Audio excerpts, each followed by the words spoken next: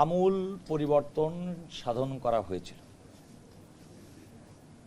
এবং এই পরিবর্তনটা সঙ্গে মানুষের বাকস্বাধীনতা, গণতন্ত্র, আগামী দিনের অগ্রযাত্রা, বাংলাদেশের অগ্রযাত্রা, গণতন্ত্রের অভিযাত্রা সবকিছুই বাধাগ্রস্ত ছিল। আপনারা জানেন যে এই মামলার পঞ্চদশ সংশোধনী চ্যালেঞ্জ করে হাইকোর্টে রিট পিটিশন দায়ের করা হয়েছিল এবং হাইকোর্ট 4টি বিষয়ে তার সিদ্ধান্ত দিয়েছিল সংবিধানের 4টি সংশোধনীর বিষয়ে, আর বাকিগুলো পরবর্তী সংসদের জন্যে ছেড়ে দেওয়া হয়েছিল।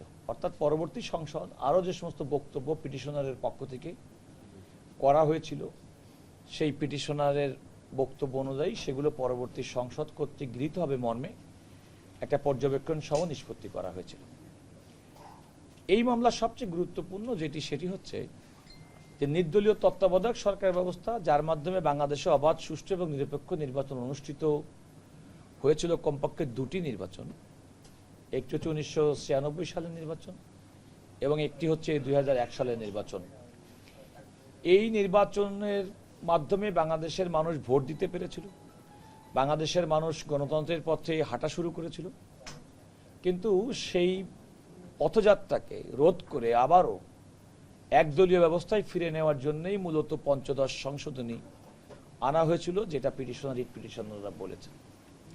আমরা রাষ্ট্রের পক্ষ থেকে হাইকোর্টের রাইটের ওই অংশটুকু যেখানে হাইকোর্ট বলেছেন যে সংশোধনীটা যেটা করা হয়েছিল পঞ্চদশ সংশোধনী সংবিধানের এবং সেটা পার্লামেন্টের যে ক্ষমতা আছে, সেটাও আমরা আজকে আদালতকে উল্লেখ করেছি যে রাষ্ট্রের 3টি অঙ্গ, নির্বাহী বিভাগ, পার্লামেন্ট এবং বিচার বিভাগ, তারা স্বতন্ত্রভাবে তাদের কাজ করবে এবং স্বতন্ত্রভাবে কাজ করার ক্ষেত্রে একে অপরের পরিপূরক হবে, কিন্তু কারো কার্যক্রম যেন আরেকজনকে কোনো রকম হস্তক্ষেপ না হয় সেটা বিবেচনা রাখতে হবে।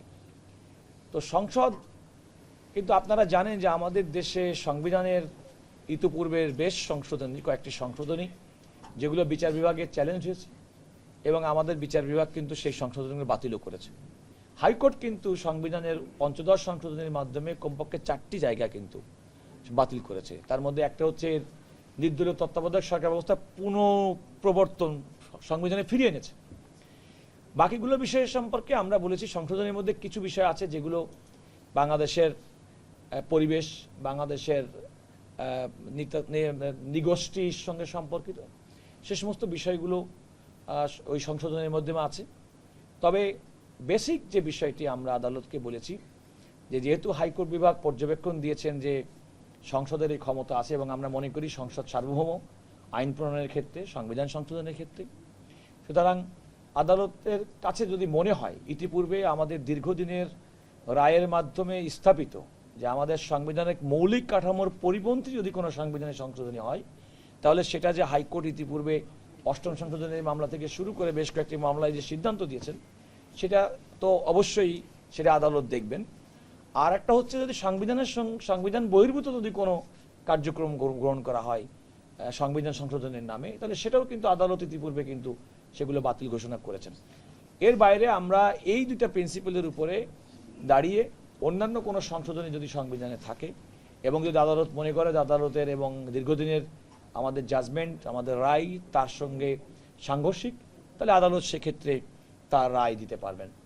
আর আমরা বাকি বিষয়গুলো বলেছি যে বর্তমানে সংসদ অত্যন্ত কার্যকর আছে, বাংলাদেশের জনগণের দীর্ঘদিনের যে গণতন্ত্রের জন্য যে মানুষের আকুতি, সেটি 2026 সালের ফেব্রুয়ারি মাসের নির্বাচনের মাধ্যমে প্রতিফলিত হয়েছে। এখন পার্লামেন্ট ইজ ভেরি ভাইব্রেন্ট এবং পার্লামেন্টে আমরা সরকার বিরোধী দলের পক্ষ বিপক্ষের নানা রকম বিতর্ক বাংলাদেশের মানুষকে উদ্বেলিত করছে এবং আমরা গণতন্ত্রের দিকে যাচ্ছি এবং গণতান্ত্রিক চর্চা চলছে। সেটা এভাবে বলে আমরা আদালতকে যখন বলার পরে আদালত আগামীকাল বৃহস্পতিবার এটা চূড়ান্ত রায় ঘোষণার জন্য দিন ধার্য করেছেন। এখানে বিভিন্ন পক্ষ আছে, কেউ আংশিক বাতিল চেয়েছেন, কেউ পুরোটা বাতিল চেয়েছেন। এখন আপনারা সংসদের উপরে ছেড়ে যাচ্ছেন, সব মিলিয়ে যদি পঞ্চদশ সংসদে শেষ পর্যন্ত গিয়ে এমন একটা জায়গায় গিয়ে দাঁড়াবে না তো যে না একুল রাখি না উকুল রাখি? না, দেখেন, এটা তো সম্পূর্ণ আদালতের রায় হওয়ার পরে বলে যাবে। আমরা আমাদের পক্ষ থেকে যে বক্তব্য উপস্থাপন করছি সেটুকু বললাম। এবং একটা বাংলাদেশে অ্যাডভার্সারিয়াল সিস্টেমে তো এটাই নিয়ম, এক পক্ষ একরকম বলবে, ভিন্ন লোক আর এক বলবে। আমরা সংবিধানের এই সংশোধনের মাধ্যমে আমাদের দীর্ঘদিনের আমাদের আইনি যে ব্যাখ্যা কাঠামো, সেই কাঠামোর মধ্যে থেকে ইতিপূর্বেকার সংবিধানের মৌলিক কাঠামো পরিপন্থী কোনো যদি সংশোধনী হয়, কোনো বিধান সংযুক্ত করা হয়, তাহলে বাতিল করার যে বিধান এবং যে রায় ইতিপূর্বে প্রচারিত হয়েছে আমরা সেটাও বলেছি। আবার অ্যাট দ্য সেম টাইম সংবিধান বহির্ভূত যদি কোনো প্রভিশন যদি পঞ্চদশ সংশোধনীর মধ্যে থেকে থাকে, সেটিও পূর্বের রায়ের নজিরের আলোকে সেগুলো বাতিল চেয়েছি।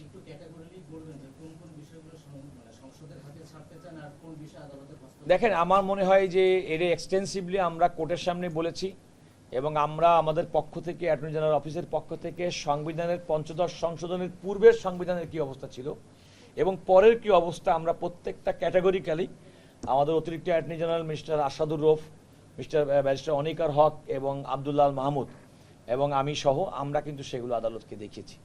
তবে আমি যেটা মনে করি, যেহেতু আমি এখনো মনে করি যে হাইকোর্টের রায়টা যদি অ্যাজ ইট ইজ আজকে পর্যন্ত ধরে রাখি, তাহলে তো 4টি বিষয়ের বাইরে বাকিটা সমস্ত সংসদে যেতেই হবে।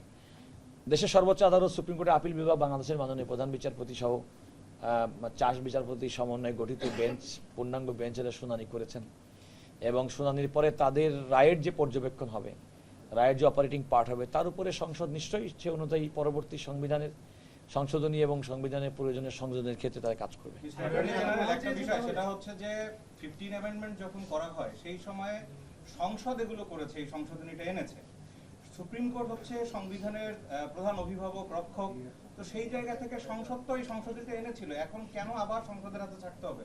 সুপ্রিম কোর্ট তার মতামত দিতে কেন পারবে না? আমরা ছাড়তে হবে বলে কোনো কথা না, আমরা কিন্তু হাইকোর্টের রায়ের পর্যবেক্ষণটা সম্পর্কে বলেছি। হাইকোর্টের রায় কিছু কিছু বিষয় বলেছে যেগুলো সংসদের পরে, আমরা শুধুমাত্র রায়ের কথা আলোচনা করছি। আপনি যেটা বললেন সেটা তো একদম লিডিং কোশ্চেন, সেই লিডিং কোশ্চেনের আনসার তো কোর্টে একটা বিদ্যমান একটা মামলা শুনানি শেষ হলো মাত্র, রায়ের আগে তো চূড়ান্ত বিবেচনায় বলা সমীচীন হবে না। বলা হচ্ছে যে এটা যদি টোটাল বাদ হয়ে যায় তাহলে পাকশাল চলে আসবে, এই বিষয়ে আপনারা কি বলেছেন? দেখুন, আমরা আগামীকাল আদালতের রায় পর্যন্ত অপেক্ষা করি এবং আমরা তো মনে করি বাংলাদেশের মানুষ গণতন্ত্র মনা, বাংলাদেশের মানুষ আগামীর দিনের রাষ্ট্র পরিচালনার ক্ষেত্রে একটা গণতান্ত্রিক বাংলাদেশ দেখতে চাই। সুতরাং কোনো একদলীয় স্বৈরশাসন বাংলাদেশের কোনো মানুষ প্রত্যাশা করে না এবং বর্তমান সংসদে যারা আছেন তাদেরও দীর্ঘ দিনের রাজনৈতিক অভিজ্ঞতা, তিক্ত অতীত পার করে আজকে এই পর্যায়ে এসেছে। তারাও নিশ্চয়ই এই জাতিকে, বাংলাদেশের মানুষকে সেই পুরনো কালো অন্ধকার যুগের দিকে তারা ধাবিত করবেন না। এই শুনানির কোনো অংশে সাংবাদিকদের প্রবেশ করতে দেওয়া হয়নি, আপনি আজকে কোর্টকে কি বলেছেন? দেখুন, আমার মনে হয়, শোনেন, আমার মনে হয় যে আমরা একটা আপনাদের সাংবাদিকদের আপনাদের প্রত্যাশা অনুযায়ী আদালতে দায়িত্ব পালনের ক্ষেত্রে যে প্রতিবন্ধকতা হয় বলে আপনারা বিভিন্ন সময়ে আমাদেরকে জানিয়েছেন। এখানে শুধুমাত্র কর্মরত সাংবাদিকরাই না, বিভিন্ন সাংবাদিকদের আপনাদের বিভিন্ন সংগঠনের নেতৃবৃন্দ আমাকে বলেছে, এমনকি রাষ্ট্রের দায়িত্ব পালন করেন এমন ব্যক্তিরা বলেছেন। সুতরাং আপনাদের এই সুবিধার জায়গাটি করে দেওয়ার জন্যে আমি বাংলাদেশের মাননীয় প্রধান বিচারপতির দৃষ্টিতে এনেছি এবং আমি প্রত্যাশা করি মাননীয় প্রধান বিচারপতি এটাকে যৌক্তিকভাবে একটা বিবেচনা করবেন। তবে এই কথাও সত্যি, মাননীয় প্রধান বিচারপতি যেটা বেসিক্যালি উল্লেখ করেছেন সেটা হচ্ছে যে আসলে আদালতের কোর্টরুমে সব সাংবাদিকদের বসতে দেওয়ার যে স্থান সংকুলন, অপ্রতুলতা, সেটা তিনি উল্লেখ করেছেন। তো আমার মনে হয় যে মাননীয় প্রধান বিচারপতির কাছে আপনাদের চাওয়া এবং আপনাদের পেশাগত দায়িত্ব পালনের ক্ষেত্রে যে সুবিধা অতীতে আপনারা যেভাবে দায়িত্ব পালন করতেন সেটা আমরা উল্লেখ করেছি এবং আমাকে সেখানে উপস্থিত অন্যান্য সিনিয়র আইনজীবী ব্যারিস্টার সারা হোসেন, সিনিয়র অ্যাডভোকেট মোহাম্মদ শিশির মনির, আমাদের অতিরিক্ত অ্যাটর্নি জেনারেল যারা দুজন আছেন মিস্টার আসাদুর রৌফ এবং মিস্টার অনিকার হক, মোটামুটি উপস্থিত আদালতের সব সিনিয়র আইনজীবীরা এটাকে সমর্থন করেছেন। মাননীয় প্রধান বিচারপতির প্রতি আমাদের প্রত্যাশা হচ্ছে, আশা করি তিনি আপনাদের এই বিষয়টি অবহিত হওয়ার পরে হয়তো উনি একটা পদক্ষেপ গ্রহণ করবেন, সে পর্যন্ত আমাদেরকে অপেক্ষা করতে হবে। না, আমি 4টি বিষয়ের কথা বলি নাই, এটা আমাকে 4টি বিষয় তো হাইকোর্ট রায় দিয়েছে। আমি বলেছি হাইকোর্টের আর্গুমেন্টের মধ্যে হাইকোর্ট যে 4টি বিষয় বাতিল করেছে কিংবা নির্দলীয় তত্ত্বাবধায়কতা ফিরিয়ে এনেছে, সেটা 2টা প্রিন্সিপালের উপরে হাইকোর্ট রায় দিয়েছে।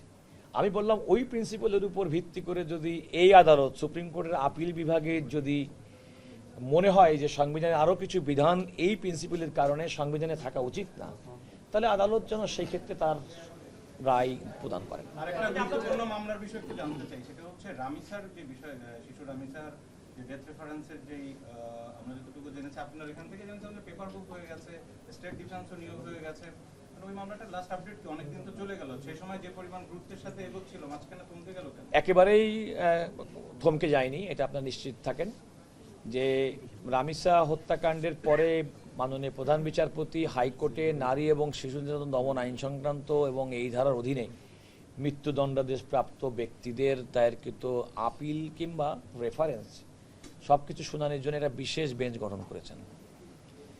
এটা দণ্ডপ্রাপ্ত আসামিরা জেলখানা থেকে জেল আপিল করেছেন এবং সেগুলো অ্যাডমিট হয়েছে এবং পেপার বুক সম্পন্ন হয়েছে, স্টেট ডিফেন্স নিয়োগ হয়েছে। সুতরাং একটা আপিল শুনানির ক্ষেত্রে যা প্রয়োজনীয় পদক্ষেপ গ্রহণ করা দরকার সবই হয়েছে। কিন্তু একটা কথা খেয়াল রাখতে হবে যে আমরা একটা পক্ষ, রাষ্ট্রের পক্ষ থেকে প্রসিকিউটর, যিনি দণ্ডপ্রাপ্ত ব্যক্তি, তার কিন্তু আইন অধিকার দিয়েছে নারী ও শিশু নির্যাতন আইনের 28 ধারায় যে তিনি যদি কোনো আদালত কর্তৃক প্রদত্ত দণ্ডে সংক্ষুব্ধ হন তাহলে 60 দিনের মধ্যে তিনি সুপ্রিম কোর্টের হাইকোর্ট বিভাগে আপিল করতে পারেন। তো সুতরাং এই যে আইন দ্বারা একজন দণ্ডপ্রাপ্ত ব্যক্তির আপিলের যে অধিকার এবং সে অধিকার প্রয়োগের জন্য যে সময়সীমা, আমি মনে করি রাষ্ট্রের দায়িত্ব হচ্ছে তাকে সেই অধিকার থেকে অবশ্যই বঞ্চিত না করা এবং তাকে সেই সুযোগটা দেওয়া। আমরা আমাদের পক্ষ থেকে আমরা আপনাদেরকে বলতে পারি যে রাষ্ট্রের দায়িত্ব ন্যায় বিচার সুনিশ্চিত করা, সুপ্রতিষ্ঠা করা এবং সেক্ষেত্রে কোনো দণ্ডপ্রাপ্ত ব্যক্তি তিনি যদি আইনি প্রক্রিয়ার মধ্যে কোনো ন্যায় বিচার পান সেটা সুনিশ্চিত করা এবং সেটা সুনিশ্চিত করার জন্য আমাদের আইনি যে অধিকার তার রয়েছে কিংবা সেই অধিকার প্রয়োগের যে সময়সীমা রয়েছে সেই সময়সীমা পর্যন্ত তাকে আমরা দিতে চাই। হাইকোর্টের বিশেষ বেঞ্চে রায় হয়েছিল যে তিনি রায়ের 5 বছর আগে মারা গিয়েছিলেন, এই বিষয়ে আপনি সম্ভবত কারা অধিদপ্তরে চিঠি দিয়েছেন, কি চেয়েছেন বা কি জটিলতা তৈরি হচ্ছে যদি একটু বলেন? এটা আমার মনে হয় যে বিষয়টি আমাদের দৃষ্টিতে আসার পরে আমি আইজি প্রিজন্স আমি তাকে একটা চিঠি দিয়েছি, দিয়ে বলেছি যে কোনো কারণে একজন দণ্ডপ্রাপ্ত ব্যক্তি তিনি যদি কারা অভ্যন্তরে সাজা প্রাপ্ত অবস্থায় কিংবা কারাগারে অন্তরীণ থাকা অবস্থায় যদি মৃত্যুবরণ করেন তাহলে সেই তথ্যটা সংশ্লিষ্ট যারা স্টেক হোল্ডার, যেমন রাষ্ট্রের পক্ষ থেকে আপিল করা হয়েছে রাষ্ট্রকে, অ্যাটর্নি জেনারেল অফিসকে, সলিসিটর অফিসকে কিংবা আদালতকে তাৎক্ষণিকভাবে অবহিত করা।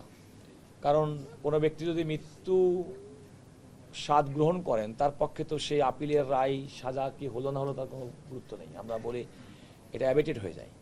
তো সেটা আমাদের কাছে এই তথ্যটা ছিল না এবং এটা আমি বলি যে এই তথ্যটা না থাকার কারণে আমি আইজি প্রিজেন্সকে বলেছি ওনারা একটা স্ট্যান্ডার্ড প্রোটোকল মেনটেন করেন। হয়তো কোনো জায়গায় কমিউনিকেশন গ্যাপও হতে পারে, এমন যে কেউ হয়তো এই তথ্যটা হয়তো আমাদের কাছে আপিল শুনানির সময় পর্যন্ত পৌঁছায়নি, হতে পারে।